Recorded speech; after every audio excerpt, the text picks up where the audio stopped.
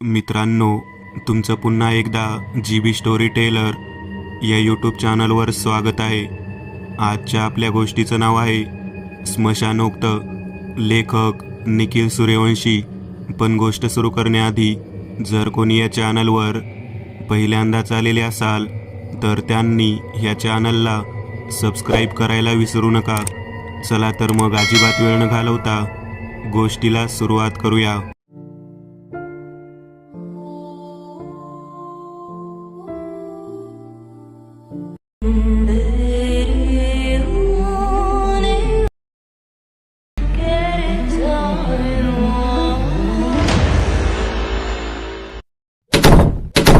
अशा सलग आलेल्या आवाजामुळे महादेव यांना जाग आली. ते उठून बसले. आजूबाजूला पाहिले तेव्हा तो आवाज नक्की कुठून येत आहे हे त्यांच्या लक्षात येत नव्हते. त्यामुळे त्यांच्या खोलीचा दरवाजा उघडून ते दिवाणखान्यात आले. सगळीकडे अंधार होता. नीरव शांतता असल्याने तो आवाज अधिकच स्पष्ट वाटत होता. त्यांनी बल्बचे बटन दाबले. उजेडात ते मुख्य दरवाजाजवळ आले. तो आवाज दरवाजा बाहेरूनच येत होता. त्यांनी बाहेरील बल्बचे बटन दाबले आणि सावकाश दरवाजा उघडला. बाहेर अंधार होता. त्यांनी बल्बकडे पाहिले तर तो बंद होता. त्याचवेळी त्यांचे लक्ष अंगणात गेले. तिथे मुख्य फाटकाजवळ एका बाजूला कसलीशी हालचाल होत होती. तो नक्की काय प्रकार आहे हे त्यांच्या लक्षात येत नव्हते. अंधार असल्याने नीट काही दिसत नव्हते. पण तिथूनच तो आवाज येत होता. महादेव यांनी जवळच असलेल्या एका कपाटामधून टॉर्च काढला आणि ते पुन्हा दरवाजामध्ये आले. त्यांनी टॉर्च फिरवून फाटकाजवळ पाहिले. तिथे काहीच नव्हते. त्यांनी दरवाजा बंद केला आणि काही वेळ वाट पाहिली, पण पुन्हा तो आवाज आला नाही. ते त्यांच्या खोलीमध्ये आले आणि झोपले.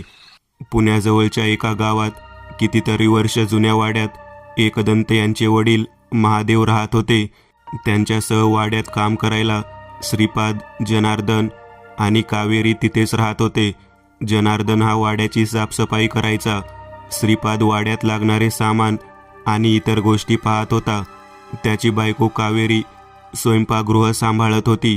दुसऱ्या दिवशी सकाळी जनार्दन वाड्याच्या बाहेरची सफाई करत होता. त्यावेळी त्याला मुख्य फाटकाजवळ काही विचित्र गोष्टी पडलेल्या दिसल्या. त्या गोष्टी पाहूनच त्याच्या मनात धडकी भरली. तो धावतच महादेव यांच्या खोलीत गेला. बाबा, बाहेर चला लवकर. काहीतरी विचित्र पडलं आहे फाटकाबाहेर. काय पडलं आहे रे? तुम्ही चला आणि बघा. महादेव त्या फाटकाजवळ आले. तिथे पडलेल्या गोष्टी पाहून त्यांना देखील आश्चर्य वाटले. तिथे एका काळ्या कागदावर माकडाचे सुकलेले मुंडके ठेवलेले. त्या मुंडक्यावर काहीतरी काळे पसरले होते. त्यावरती तीळ टाकलेले. त्या माकडाच्या सुकलेल्या चेहऱ्यामधून सुळे बाहेर डोकावत होते. एकूणच घृणा वाटावी असा तो प्रकार होता. हे काय आहे बाबा? जनार्दनने विचारले. नंतर सांगतो. आधी आत जा आणि माझ्या खोलीमध्ये ठेवलेल्या पितळेच्या बाटलीमधले पाणी घेऊन ये. लगेचच जनार्दन ती बाटली घेऊन आला. महादेव यांनी त्यातले पाणी त्या माकडाच्या मुंडक्यावर ओतले. पाण्याने पूर्ण ओले होऊन देखील त्या मुंडक्याचा रंग अधिकच काळा झाला. काही विचार करून महादेव बोलले, जनार्दन, गाडीमधून थोडं पेट्रोल आणि लायटर घेऊन ये. जनार्दन एका बाटलीमध्ये पेट्रोल घेऊन आला. महादेव यांनी ते पेट्रोल त्या माकडाच्या मस्तकावर ओतले आणि लायटरने ते पेटवून दिले. वर पेट्रोल जळाले, पण त्या मस्तकाला काहीच झाले नाही. इथेच थांबतो. काही झालं तरी याला हात लावू नको. मी आलोच, महादेव म्हणाले आणि आत आले. त्यांच्या खोलीत असलेल्या एका कपाटात अनेक वस्तू ठेवलेल्या. त्यातीलच त्यांनी पांढऱ्या ओक झाडाची एक छोटी सुकलेली फांदी काढली आणि ते बाहेर आले. ती फांदी पेटवून त्यांनी त्या माकडाच्या मस्तकावर धरली. लगेचच त्या मस्तकाने पेट घेतला आणि काही क्षणात त्या मुंडक्याची काळी राख झाली. महादेव यांनी ती राख झाडूने एका पिशवीमध्ये भरली. जनार्दन, ही पिशवी घेऊन जा आणि नदीमध्ये ही राख ओतून दे. लक्षात ठेव, फक्त पाण्यातच सोडायची. जनार्दनने होकारार्थी मान डोलावली आणि तो ती पिशवी घेऊन गेला. काहीशा विचारात महादेव पुन्हा घरात आले. खोलीमध्ये येऊन त्यांनी एकदंत यांना फोन लावला, पण रेंज नसल्याने फोन लागला नाही. दिवस सरल्यानंतर त्यांनी रात्रीचे जेवण घेतले. काही वेळ ध्यान लावल्यानंतर 10च्या सुमारास ते झोपायला गेले. वाड्याच्या मागील बाजूस श्रीपाद आणि कावेरी राहत असलेल्या 2 खोल्या होत्या. जनार्दन हा वाड्यातच एका खोलीमध्ये राहायचा. वाड्याला 4ही बाजूंनी तटबंदी होती. मागील बाजूस काही झाडे आणि त्यानंतर एक छोटे फाटक होते. रात्री त्या फाटकावर काहीतरी मारल्याच्या आवाजाने कावेरीला जाग आली. तिने खिडकी उघडून पाहिले तर फाटकाच्या दिशेने असा आवाज येत होता, पण अंधार असल्याने काही दिसत नव्हते. गेली काही वर्ष वाड्यात राहत असल्याने तिला आजूबाजूचा भाग परिचयाचा होता. ती उठून बाहेर आली. त्याचवेळी तिला फाटकाजवळ काहीशी हालचाल जाणवली. कोण आहे तिथे? तिने आवाज दिला. पोरी, मी आहे. कावेरीच्या आईचा आवाज आला. आई, आता इथं. तिने मागील मोठा बल्ब सुरू केला. प्रकाश फाटकापर्यंत पोहोचला. तिला फाटकाच्या पलीकडे उभी असलेल्या काळ्या कपड्यातील आकृती दिसली. कावेरी त्या फाटकाजवळ गेली.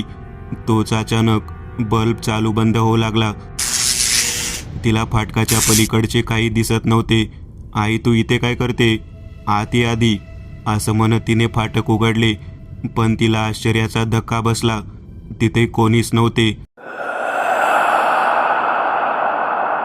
अजूनही तो बल्ब चालू बंद होत होता. फाटकाच्या मागे असलेल्या झाडीमधून चित्रविचित्र आवाज येऊ लागले. नीरव शांततेला चिरत आलेल्या आवाजांनी कावेरी घाबरली. ती तशीच परत खोलीजवळ येत होती. तोच तिला मागून थंड स्वरात आवाज आला. कावेरी. ती जागेवरच थबकली. मागे वळून पाहिले तर तिला त्या फाटकाजवळ एक स्त्री उभी असलेली दिसली. तिचा चेहरा पूर्ण जळालेला.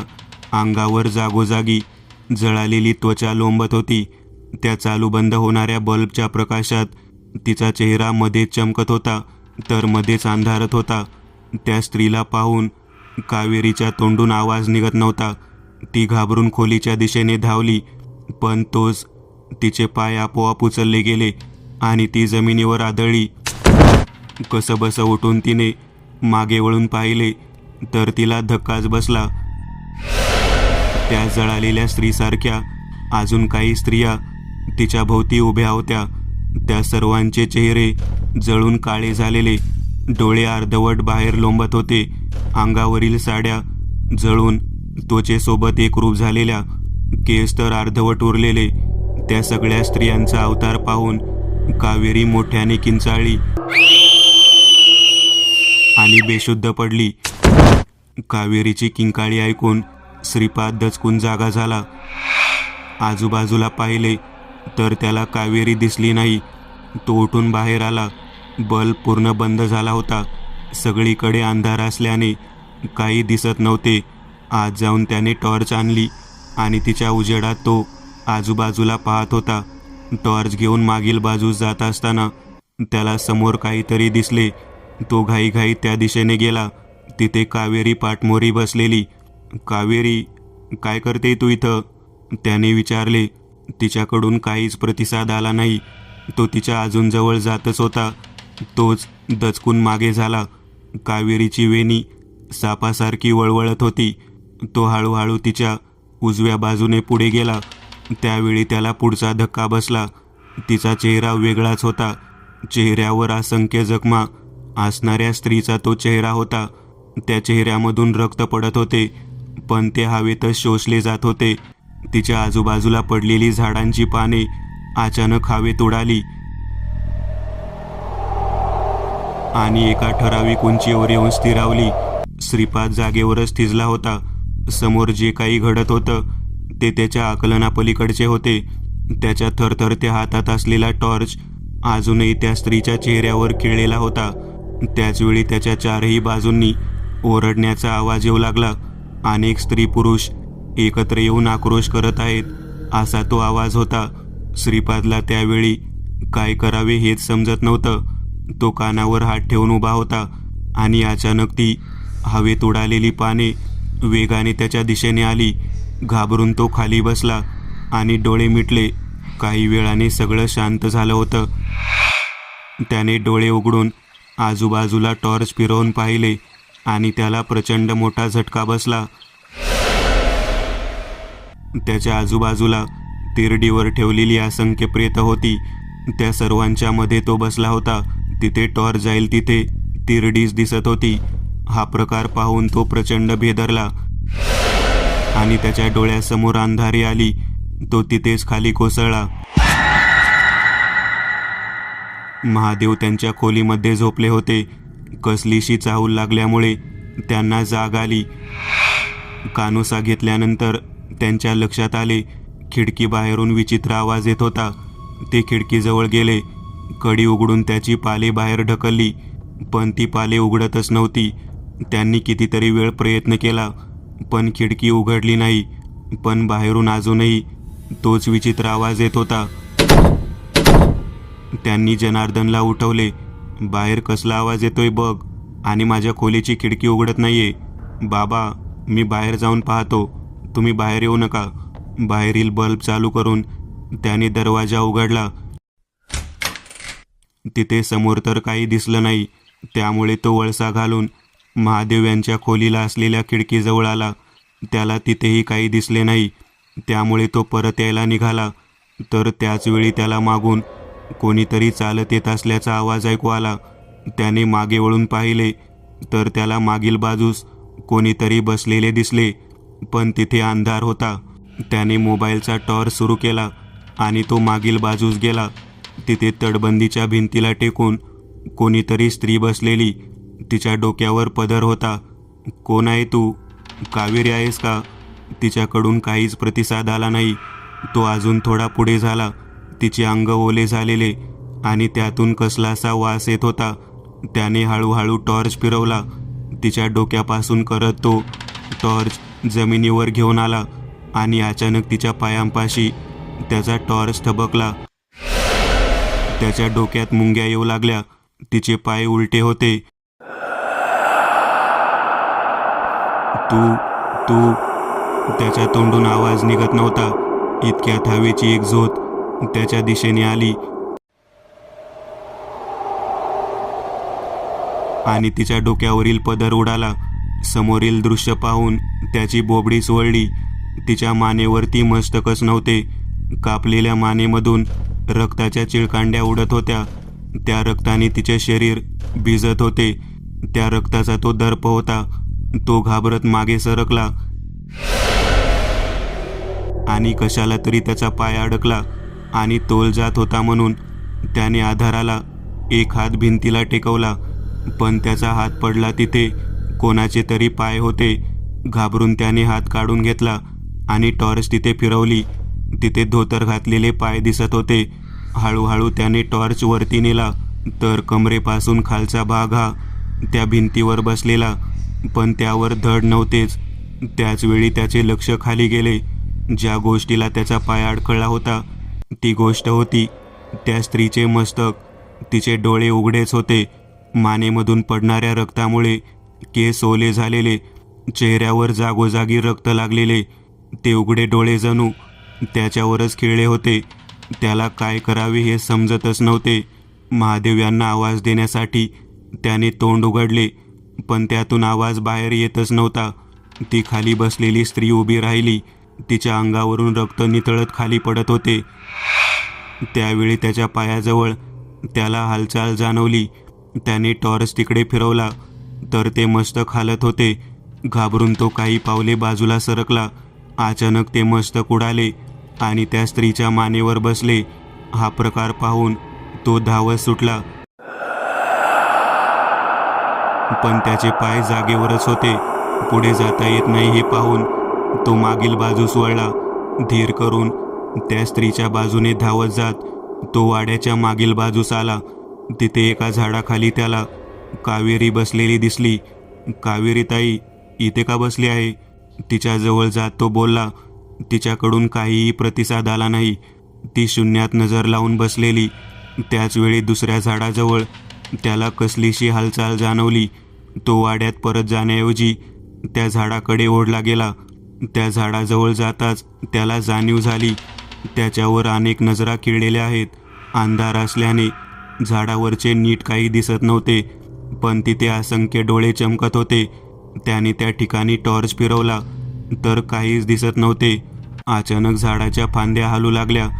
तसतसं त्यातून लोकांच्या किंकाळ्या ऐकू येऊ लागल्या. काय प्रकार सुरू आहे समजायच्या आधीच त्याला पुढचा धक्का बसला. त्या झाडाच्या प्रत्येक फांदीवर एक एक प्रेत लटकत होते. त्यात स्त्री आणि पुरुष दोघांचीही अनेक प्रेते होती. प्रत्येकाला अंगावर जखम होती. त्यांचे गतप्राण देह फांदीवर झुलत होते. घाबरत मागे सरकताना त्याचा पाय अडखळला आणि तो खाली पडला. तो पडला तिथे देखील एका पुरुषाचे प्रेतच होते आणि तो त्या प्रेताच्या अंगावर पडला होता. या सगळ्या मानसिक धक्क्याने त्याला भोवळ आली आणि त्याच्या डोळ्यांसमोर अंधार दाटला. बराच वेळ झाला तरी जनार्दन आला नाही, म्हणून महादेव स्वतः एक टॉर्च घेऊन घराच्या बाहेर आले. दरवाजाला बाहेरून कडी लावून घेतली. दुसऱ्या हातात त्यांनी एक काठी पकडलेली. ते त्यांच्या खोलीच्या खिडकीजवळ आले. त्यांना तिथे काहीही दिसले नाही. त्यांनी हातातला टॉर्च सुरू केला आणि पुढे गेले. वातावरण अपेक्षेपेक्षा जास्त शांत होते. त्यांच्या अनुभवी नजरेने वातावरणातला हा बदल लगेच हेरला. ते पुढे जातच होते. तोच त्यांना उजव्या बाजूला असलेल्या तटबंदीच्या भिंतीवर अनेक आकृत्या बसलेल्या दिसल्या. त्या आकृत्या छिन्नविछिन्न देह असलेल्या स्त्री पुरुषांच्या होत्या. एका ओळीत अशा अनेक आकृत्या खाली पाय सोडून बसलेल्या. महादेव यांना धक्का बसला होता. मारण्यासाठी टपून बसलेल्या मारेकऱ्यांसारख्या त्या आकृत्या महादेव यांच्याकडे पाहत होत्या. त्यांची संख्या मोजायला महादेव यांनी त्यांच्याकडे पाहिले, पण पूर्ण तटबंदीवर त्याच असंख्य आकृत्या होत्या. ते वाड्याच्या मागील बाजूस आले. तिथे 2 मोठी आणि 2 लहान, तिथे 2 मोठी आणि 3 लहान झाडे होती. त्यांना एका झाडाजवळ जनार्दन पडलेला दिसला. ते त्याच्या जवळ आले. त्यांनी त्याला उठवायचा प्रयत्न केला, पण तो बेशुद्ध होता. त्यांनी आजूबाजूला पाहिले. तिथे काही अंतरावर श्रीपाद पडलेला आणि जवळच कावेरी देखील पडलेली. इथे काय प्रकार सुरू आहे हे त्यांच्या लक्षात आलं. ते उठून उभे राहत होते. तोच त्यांना मागून कोणीतरी धक्का दिला. ते तसेच खाली पडले. तिथे जमिनीवर त्यांचे डोके आपटले. त्यांच्या डोक्यातून रक्त येत होते. कोणी धक्का दिला हे पाहण्यासाठी ते मागे वळले आणि त्यांना आश्चर्याचा धक्का बसला. तिथे गव्यासारखे मस्तक आणि माणसाचे शरीर असलेला एक प्रचंड उंचीचा विचित्र आकार उभा होता. त्याच्या पायाला तळव्याऐवजी खुरे होते. काळे शरीर, वक्राकार लाल काळी शिंगे, जागोजागी उगवलेले केस आणि तोंडातून बाहेर आलेले लांब तीक्ष्ण सुळे असे त्याचे भयानक रूप होते. त्याचे आगीसारखे लाल डोळे महादेव यांच्यावर खिळलेले. लक्ष आजूबाजूला गेले तेव्हा त्यांच्या लक्षात आले त्याच्या चारही बाजूंनी अनेक स्त्री पुरुष उभे होते, ज्यांच्या अंगावर चेहऱ्यावर जखमा होत्या. ते सगळे पांढऱ्या फटक डोळ्यांनी महादेव यांच्याकडे पाहत होते. त्यांच्या अंगातून येणाऱ्या दुर्गंधीमुळे वातावरण भारलेले. तो गव्यासारखा विचित्र आकार त्याच्या अधिकच जवळ आला होता. महादेव यांनी झटकन त्यांच्या उजव्या हातात असलेले रुद्राक्ष कडे काढले आणि मुठीमध्ये पकडून मंत्र उच्चारले. त्याच क्षणी त्या हातामधील कड्यातून पांढऱ्या शलाका बाहेर पडल्या. त्यांनी महादेव यांच्या भोवती अर्धवर्तुळ तयार केले. डोक्याला मार लागल्यामुळे हळूहळू महादेव यांची शुद्ध हरपली. बाबा उठा, काय झालं तुम्हाला, काय झालं तुम्हाला? एकदंत यांच्या आवाजाने अचानक महादेव भानावर आले आणि उठून बसले. त्यांनी गडबडून आजूबाजूला पाहिले. सगळीकडे प्रकाश होता, शिवाय रात्रीच्या प्रसंगाच्या काहीही खुणा तिथे दिसत नव्हत्या. एकदंत, तू कधी आला? उभे राहत महादेव बोलले. हे काय आताच आलो. रेंजमध्ये आल्यावर तुमचे मेसेज पाहिले. आणि तडक इकडे आलो. इथे काय झाले बाबा? आणि तुमच्या डोक्याला हे? एकदंत, मी ठीक आहे. आधी त्या तिघांकडे बघ. एकदंत यांचे बोलणे मध्येच तोडत महादेव म्हणाले. एकदंत यांनी जनार्दन, कावेरी आणि श्रीपादच्या चेहऱ्यावर पाणी मारून उठवले. थोड्याफार फरकाने सगळे शुद्धीत आले. त्या सगळ्यांना घरात घेऊन आल्यावर त्यांच्या त्यांच्या खोल्यात पाठवून दिले आणि महादेव यांना घेऊन एकदंत त्यांच्या खोलीमध्ये आले. त्यांच्या कपाळावर असलेल्या जखमेवर हळद लावून एकदंत यांनी त्यांना खायला दिले. बाबा, काय प्रकार आहे? एकदंत, वाईट शक्तींना रोखण्यासाठी वाड्याच्या तटबंदीत असलेले सुरक्षा कवच तुटले आहे. काय? हे कसे शक्य आहे? ते कवच तर कित्येक वर्षापूर्वी पंजोबांनी बसवलेले. इतक्या वर्षात कधी एक वाईट शक्ती आली नाही. मग आताच काय झालं? मी पाहिलं त्याला एकदंत. महादेव यांनी घडलेला सगळा प्रकार एकदंत यांना सांगितला. बाबा, अजूनही या वाड्याचे संरक्षण कवच शाबूत आहे, त्यामुळे त्या वाईट शक्ती आत नाही येऊ शकत. पण आपल्याला काहीतरी उपाय करावा लागेल. काही वेळात केशव एकदंत यांचे सर्व साहित्य घेऊन वाड्यात आला. त्यांनी रात्री घडलेला प्रकार केशवला थोडक्यात सांगितला. केशव, पिशाचे वेद दे मला. पिशाचे वेदाच्या साहाय्याने कोणत्याही वस्तूचा अथवा वास्तूचा भूतकाळ पाहणे त्यांना शक्य होते. त्याचाच वापर करून वाड्यात रात्री काय प्रकार घडला याची माहिती घ्यायचा ते प्रयत्न करणार होते. त्यांनी वाड्याच्या मागील भागातील थोडी माती आणली. पिशाचे वेद समोर ठेवून एकदंत त्याच्या समोर बसले. ती माती शेजारी ठेवून त्यांनी डोळे मिटले. बराच वेळ ते डोळे मिटून बसलेले. त्यांनी डोळे उघडले तेव्हा त्यांच्या चेहऱ्यावर आश्चर्याचे भाव होते. काय झालं एकदंत? महादेव यांनी विचारले. बाबा, काही समजले नाही. पिशाचे वेद त्या शक्तीचा माग घेऊ नये म्हणून काहीतरी अडथळा आणला जातोय.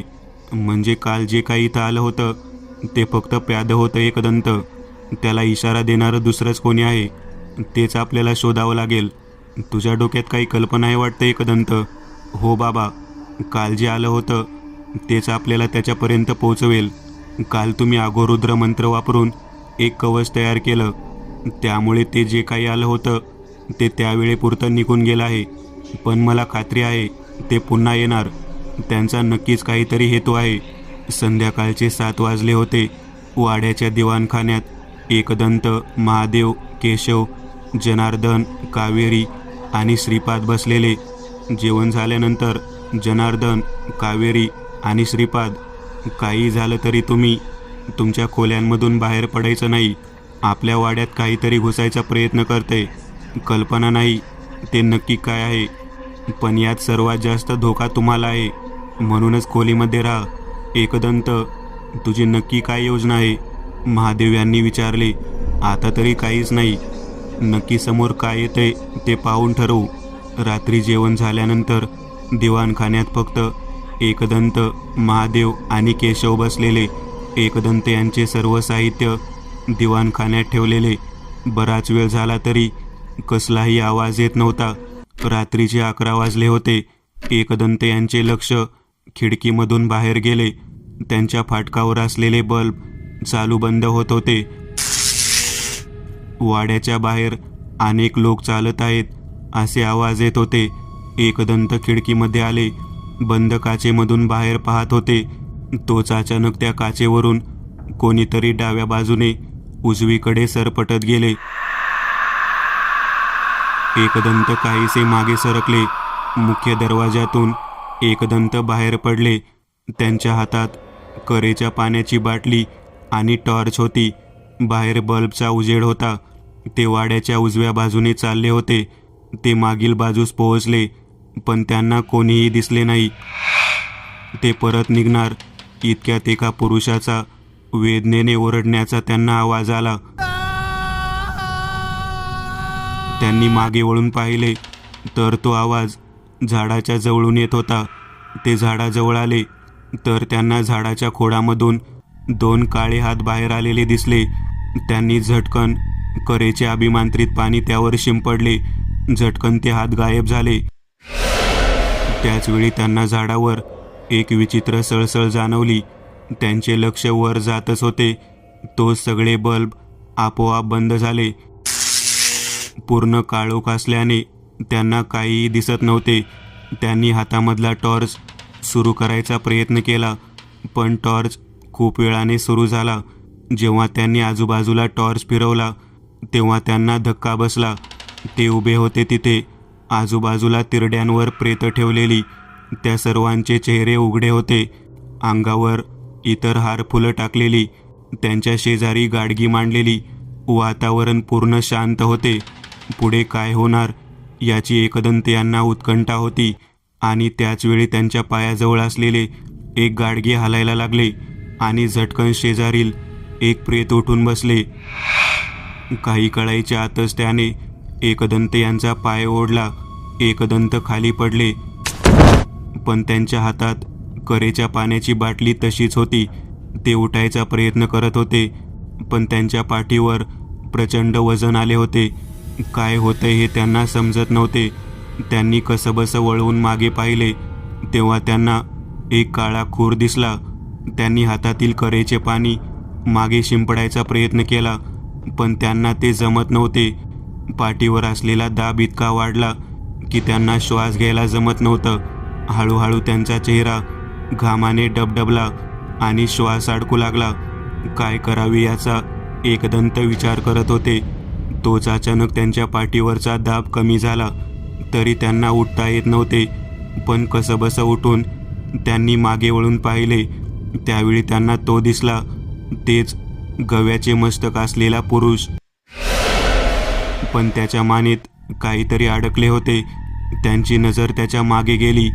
तिथे महादेव उभे होते आणि त्यांच्या हातात आसूड होता. तोच आसूड त्यांनी त्या पुरुषाच्या गळ्यात अडकवला होता. पण त्याचवेळी त्या आसूडाला हिसका बसला आणि क्षणात तो पुरुष गायब झाला.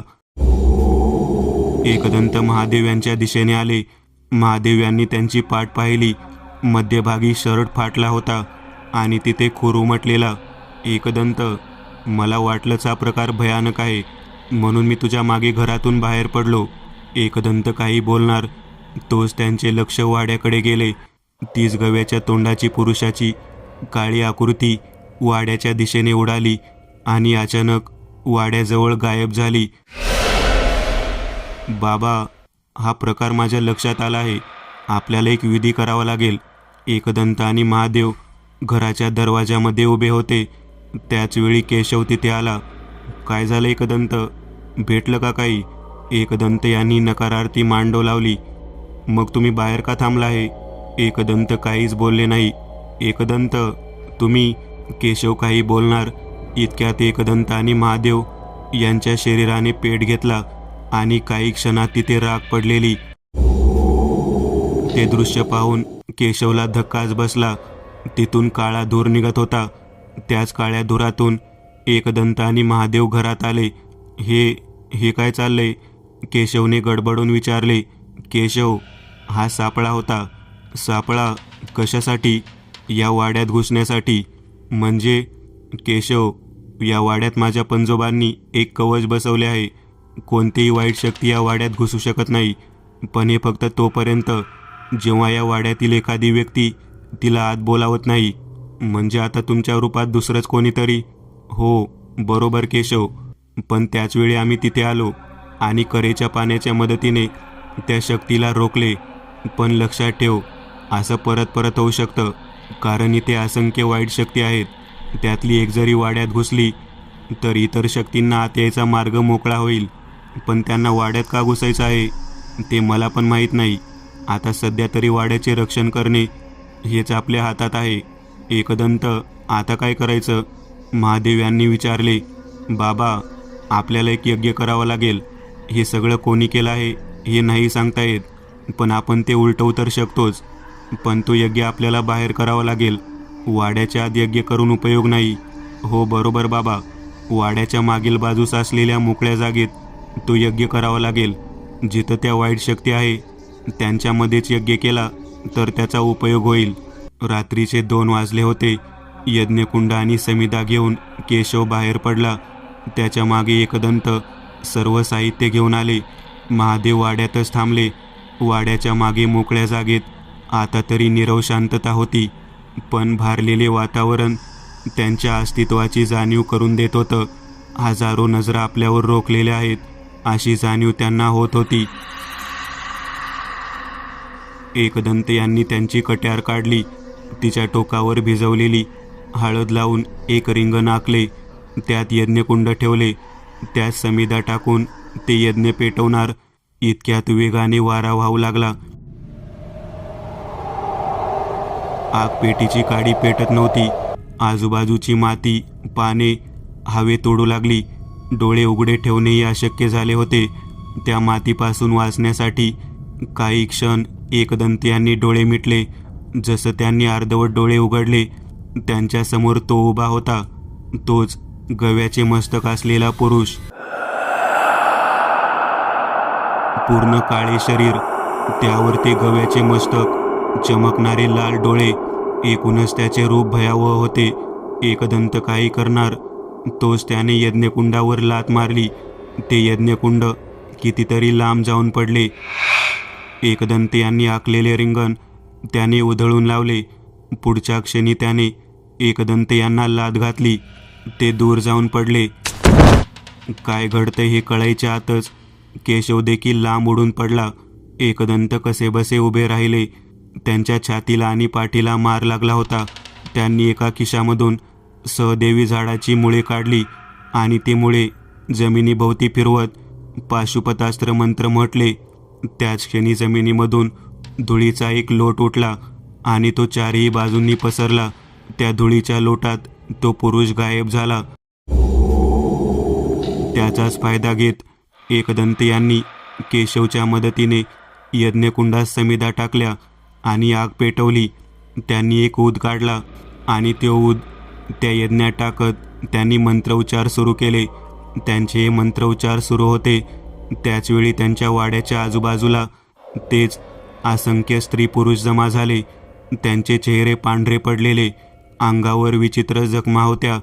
ते सर्व वेगाने एकदंत यांच्या दिशेने आले, पण त्यांच्यापासून काही अंतरावरच ठिणग्या उडाव्या तसे ते बाजूला झाले. त्यांच्या किंकाळ्यांनी आसमंत भरून गेला होता. वाड्याच्या आजूबाजूला सर्वत्र त्याच आकृत्या दिसत होत्या. अशातच गव्याच्या मस्तकाचा पुरुष आला. एकदंत यांच्या अगदी समोर तो उभा होता, पण एकदंत यांचे लक्ष मंत्रोच्चारात होते. तो वेगाने अजून पुढे आला, पण त्याच क्षणी मागे उडून पडला. पूर्ण वातावरण काळे झाले होते. सगळा उजेड दाबला जात होता. फक्त एकदंत यांच्या यज्ञातील आग धगधगत होती. अशातच त्या आगीमधून एक प्रकाशाचा लोळ बाहेर पडला. वर झालेल्या काळोखाला चिरत वाड्याभोवती फिरला. त्या पुढील काहीच क्षणात त्या सर्व आकृत्या किंचाळू लागल्या. एक एक करत त्या नाहीशा होत होत्या. हळूहळू काळा रंग नाहीसा होऊन वाड्याभोवती प्रकाशाचे एक दिव्य रिंगण बनले होते. वाड्याच्या आठही दिशांना 8 तेजोमय आकृत्या झळाळत होत्या. आस्तितांग भैरव, चंड भैरव, रुरु भैरव, क्रोध भैरव, उन्मत्त भैरव, कपाल भैरव, भीषण भैरव, संहार भैरव. या सर्वात तो गव्याचा मस्तकाचा पुरुष अजूनही तिथेच होता. पण या 8ही तेजोशलाका एकत्र झाल्या आणि तेजाचा एक झोत त्याच्या दिशेने आला आणि त्यात तो नाहीसा झाला. त्याचबरोबर तो तेजाचा झोत देखील नाहीसा झाला. चल केशव, आवर हे सगळं, आपलं काम झालं आहे, एकदंत म्हणाले. काही वेळाने ते दोघे वाड्यात आले. काय झालं एकदंत? महादेव यांनी विचारले. काम झाले आहे बाबा. एकदंत यांनी घडलेला सगळा प्रकार त्यांना सांगितला. एकदंत, मला वाटते आता तू पिशाच्या वेदाने भूतकाळ पाहायचा प्रयत्न करावा, नक्की काहीतरी समजेल. एकदंत यांनी दारात पडलेली त्या दोन्ही बहुरूपी आत्म्यांची राख समोर धरली आणि पुन्हा पिशाचे वेद उघडला. त्यांनी ती राख हातात धरून कितीतरी वेळ डोळे मिटले होते. डोळे उघडल्यानंतर त्यांच्या डोळ्यात असलेले आश्चर्याचे भाव सगळ्यांनाच दिसले. काय झालं एकदंत? बाबा, हे सगळा त्या गंडभेरुंडाच्या मूर्तीसाठी झाले. काय? अरे पण ती मूर्ती गेले कित्येक शतकं आपल्या तळघरात आहे आणि आताच काय झालं असं? तांडेल, त्याला ती मूर्ती हवी होती. पण कशासाठी? तांडेल हा खूप शक्तिशाली आणि अनेक विद्यांचा स्वामी असणारा तांत्रिक आहे. गेली कित्येक वर्ष तो वेगवेगळ्या सिद्धी प्राप्त करतोय. आता त्याला कायकल्प सिद्धी प्राप्त करायची होती, ज्याद्वारे तो पुन्हा त्याचे शरीर तरुण बनवू शकेल. पण त्यासाठी विशिष्ट गुणधर्म असलेली एक प्राचीन आणि प्रचंड शक्तिशाली मूर्ती आवश्यक होती. आणि अशी शक्तिशाली मूर्ती ही गंडभेरुंडच असू शकते. म्हणून त्याने शोध घेतला आणि त्याला आपल्या गंडभेरुंडाच्या मूर्तीबद्दल समजले. बरोबर ना? महादेव यांनी विचारले. हो बाबा, त्याला आपल्याबद्दल पूर्ण माहिती आहे. त्यामुळेच पिशाच वेदाच्या साह्याने आपण त्याच्यापर्यंत पोहोचू नये याची त्याने आधीच व्यवस्था केलेली. पण आपल्या तळघरातील मूर्ती सहज कोणालाही मिळू शकत नाही. त्यावर किती बंधने आहेत. तिथपर्यंत पोहोचलं तरी प्रत्यक्ष मूर्ती ताब्यात घेणं सोपं नाही. पण जर का इतक्या असंख्य वाईट शक्तींनी वाड्याचा ताबा घेतला असता तर कदाचित त्याला मूर्तीपर्यंत पोहोचता आलं असतं. पण मला हे कळत नाही, इतके आत्मे इथे आलेच कसे? आणि शिवाय तो पुरुष, त्याचं काय आहे बाबा? एकदंत यांनी सांगितलेला वृत्तांत काहीसा असा होता. काही दिवसांपूर्वी तांडेल स्मशानात बसलेला. त्याच्या आजूबाजूला अनेक चित्रविचित्र साहित्य मांडून ठेवलेले. हळद, कुंकू, वेगवेगळ्या प्राण्यांचे मांस, दारू आदी. समोर यज्ञ पेटलेला. यज्ञात मंत्र म्हणत तो एक एक मांसांच्या तुकड्याची आहुती देत होता. हळूहळू त्याच्या भोवती अनेक काळ्या आकृत्या फिरू लागल्या. आजपासून तुम्ही सगळे माझे गुलाम झालात, असं म्हणत तो उठून बाहेर पडला. त्याच्यासोबत त्या हजारो काळ्या आकृत्या स्मशानाबाहेर पडल्या. त्यानंतर काही दिवसांनी मायंगमधून परत आल्यानंतर गावाच्या आडबाजूला एका खोपट्यात तांडेल बसला होता. त्याच्यासमोर कसली तरी विचित्र वनस्पती होती. ती वनस्पती त्याने कुंकवाच्या पाण्यात भिजवली. समोर यज्ञ पेटवून त्याने विचित्र मंत्राचा जाप करत 108 मोहाच्या फुलांची त्यात आहुती दिली. बाजूलाच एक नारळ, एक डाळिंब आणि 11 लिंबू मांडलेले. त्याने एक एक करत या सर्वांची देखील यज्ञात आहुती दिली. त्यानंतर काळे तांदूळ जमिनीवर पसरवून त्याने ती वनस्पती त्या तांदूळावर ठेवली आणि विचित्र मंत्राचा जाप सुरू केला. काही वेळातच त्या वनस्पतीमधून धूर निघू लागला आणि त्या धुरामधून प्रकटला गवासूर. गव्याचे मस्तक आणि माणसाचे शरीर असलेला एक भयानक शक्तिशाली पिशाच. तांडेलने ती सिद्धी प्राप्त केली होती. ही एक प्रकारची राक्षसी सिद्धीच होती. इतके बोलून एकदंत थांबले. म्हणजे एकदंत, त्या तांडेलने जो पहिला विधी केला तो होता स्मशान जागवणे, बरोबर ना? हो बाबा, हा असा विधी आहे जो अतिशय शक्तिशाली तांत्रिकच करू शकतो. त्याला 10 महाविद्यांपैकी एक सिद्धी प्राप्त असावी लागते. जर त्याने तो विधी संपूर्ण केला तर त्या स्मशानात असलेले सगळे स्मशानोक्त भूत, प्रेत, पिशाच, हाडळ आदी त्याला प्राप्त होतात. ह्या सर्वच स्मशानोक्त शक्ती त्या तांडेलला मिळाले होते. त्याने हे सगळे स्मशानातील प्रेत, पिशाच आपल्या वाड्यावर सोडले होते. पण तो दुसरा विधी, हे काहीतरी वेगळं आहे. मी वाचलं होतं त्याबद्दल. मायांग म्हणजे काळ्या जादूची नगरी आहे. तिथलीची एक जादू आहे गवासूर. त्या स्मशानातील प्रेतांसोबत त्याने गवासुराला देखील आपल्या वाड्यावर हल्ला करायला पाठवले. कारण त्याला कल्पना होती आपण गवासुराचा सामना करू शकणार नाही. पण त्याला कसं रोखायचं हे मला माहीत होतं. स्मशान जागवलेल्या तांत्रिकाला फक्त अष्टभैरवच रोखू शकतात. शिवाय गवासूर हा देखील एक पिशाचाचा प्रकार झाला. त्यामुळे मी त्या यज्ञातून अष्टभैरवांचे आवाहन केले. एकदंत, अष्टभैरव म्हणजे नक्की काय? केशवने विचारले. भैरव हा शिवाचे एक उग्र रूप आहे. भैरवाची मुख्य 8 रूपे आहेत. ते 8 मुख्य दिशांचे रक्षण आणि नियंत्रण करण्यासाठी मानले जातात. प्रत्येक अष्टभैरवाला 8 गौण भैरवाचे अध्यक्ष मानले जाते. जसे ते भैरव प्रकटले, हे सर्व भूत प्रेत नष्ट झाले. एकदंत, आपल्या घरासमोर जे माकडाचे मस्तक टाकलेले त्या तांडेलनेच ना? हो बाबा, जसं मी म्हणालो, त्या तांडेलला अनेक सिद्धी येत होत्या. त्यातीलच एक आहे वुडू. आफ्रिकेतील काळ्या जादूचा हा प्रकार आहे. त्याने तुमच्यासाठीच ते केलेलं. तुम्ही त्याच्या ताब्यात आला तर गंडभेरुंडाची मूर्ती त्याला सहज मिळाली असती. पण तुम्हाला त्याचा तोड माहिती होता. पांढऱ्या ओक झाडाची फांदी अशा वाईट विधींवर जालीम उपाय आहे. बरोबर एकदंत, मला अंदाज होताच तो वुडू आहे असं. पण एकदंत, मला एक समजत नाही, आपल्या वाड्याच्या तटबंदीत असलेले कवच तुटलेच कसे? केशवने विचारले. ते कावेरीमुळे. एका प्रेताने तिच्या आईचे रूप घेऊन तिला आत येण्याची परवानगी मागितली आणि तिने स्वतः फाटक उघडून तिला आत घेतले. एक शक्ती आत आली की ती सर्वांना घेऊनच येते. पण एकदंत, त्या तांडेलचं काय झालं? बाबा, उद्या सकाळी दाखवतो. आज आपण आराम करू. आता आपल्याला आणि गंडभेरुंडाच्या मूर्तीला काही धोका नाही, हे नक्की. कावेरी, श्रीपाद आणि जनार्दनला घडलेला प्रकार थोडक्यात सांगून एकदंत यांनी त्यांना समज दिली. दुसऱ्या दिवशी सर्वजण काहीसे उशिरा उठले. सकाळी नाश्ता झाल्यावर एकदंत, केशव आणि महादेव त्यांच्या गावामधून बाहेर पडले. अर्ध्या तासाने त्यांची कार थांबली. तिथे अनेक लोक जमा झालेले. तशी ती गावाची बाहेरील बाजू होती. कारमधून उतरून ते तिथे पुढे गेले. तिथे आगीने अर्धवट जळालेले खोपटे होते. अजूनही आग धुमसत होती. हे बघा बाबा, इथे होता तो तांडेल, एकदंत म्हणाले. आणि मग ही आग कसली? बाबा, त्यानेच आणलेल्या गवासुराची सिद्धी त्याच्यावरच उलटली. हे वामाचार तंत्र असेच असते. त्या साधकापेक्षा समोरील साधक अधिक शक्तिशाली असेल तर सिद्धी स्वतःवरच उलटते. इथे रात्री तेच घडले. तिथे गवासुराचा नाश झाला आणि इथे तांडेलच्या शरीराला आग लागली. त्यातच हे सगळे जळाले. काय भयानक प्रकार होता हा, केशव म्हणाला.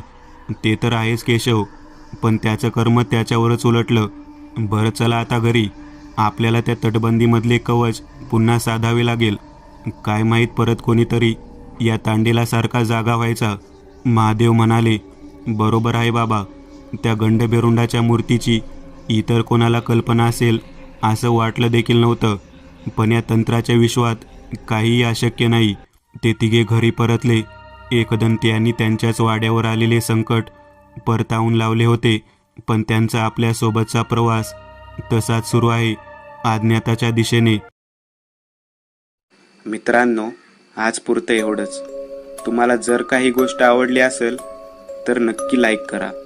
तुमच्यापैकी बरेचसे जण व्हिडिओ लाईक न करताच पळून जातात. पण हा जर व्हिडिओ तुम्ही लाईक केला तर मला जरा बरं वाटेल आणि असेच भारी भारी व्हिडिओ बनवायची माझ्यात एनर्जी येईल. त्यामुळे नक्की लाईक करा. आणि अजूनही कोणी या चॅनलला सबस्क्राईब केलेलं नसाल तर लगेच सबस्क्राईब करून टाका. आणि बाजूची घंटी ती मात्र दाबायला विसरू नका. देवाची घंटी आहे ती. चला तर मग पुन्हा भेटूया अशीच एक आगळी वेगळी गोष्ट घेऊन पुढच्या भागात.